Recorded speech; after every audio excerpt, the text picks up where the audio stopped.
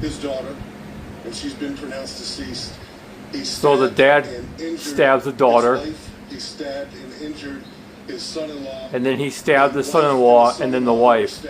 So the father committed a whole bunch of crime. I don't understand it. What the fuck? What the fuck's going on with this fucking world? Especially in Fairfax. To describe this scene as bloody is an understatement. The damage and the chaos and the carnage that was perpetrated by this man in his 50s on his own family is unimaginable. So our police officers were dispatched to this chaotic scene, arrived within several minutes.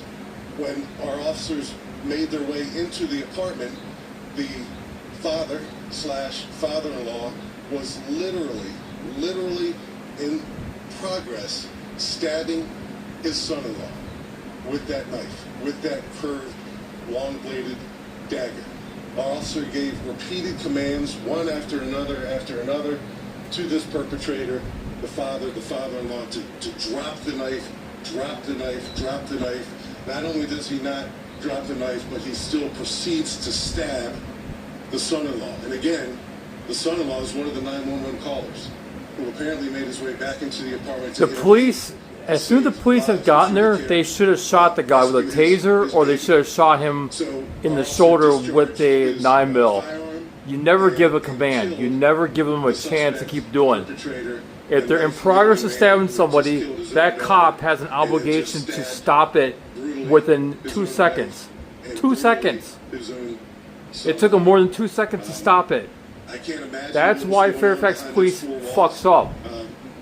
He might be in shame, or he might be saying these words right now, but it's a fact that his officer did not stop it within 2 seconds. If I had shot him at the scene, I wouldn't care. I would shoot the guy. I'd say shoot him. I would have the gun out, shoot him. Done. Boom. There would be no commands issued. The guy would be shot instantly.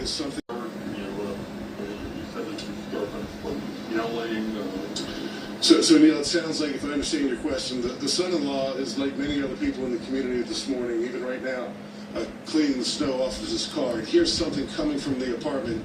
And again, it's the apartment where he resides with his wife, their baby, and his in-laws, or her parents. So he hears some type of commotion and rushes back into the apartment and is confronted by a bloodbath of a scene where his wife is stabbed, his mother-in-law is stabbed. The baby is present right in the middle of it all. You'll see that in the body camera footage that we release to the community after each and every critical officer involved shooting or critical incident, quite frankly. So you'll see exactly what we saw in the body camera footage. It's clear to me that the son-in-law was in a position to hear something going wrong inside the apartment where he lives with his family, rushed inside to find an unimaginable scene of his father-in-law butchering his family. Yes, ma'am.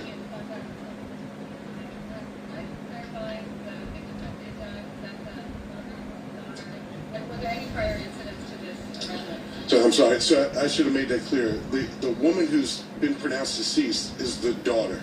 So her father stabbed and killed her.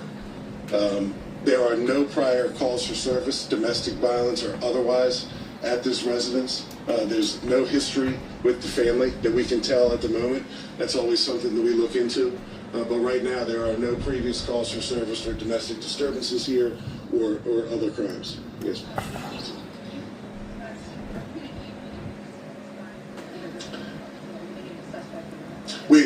Not at the moment. We have to make sure all the next of kin notifications are taking place. Right now, the only one of this entire family that's alive and conscious is the baby. So we have to figure out what relatives may be nearby so we can make those next of kin notifications. But like we typically do, either in a follow-up news conference or a follow-up press statement, we will make all those people known to the community and to the local media.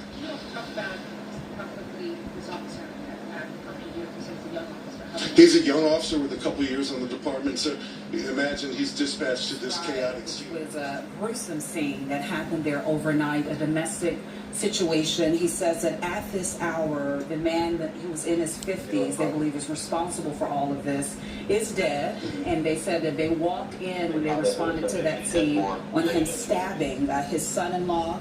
He had already stabbed his wife. Both the wife and son-in-law are in grave condition, and he stabbed his daughter to death. Yeah.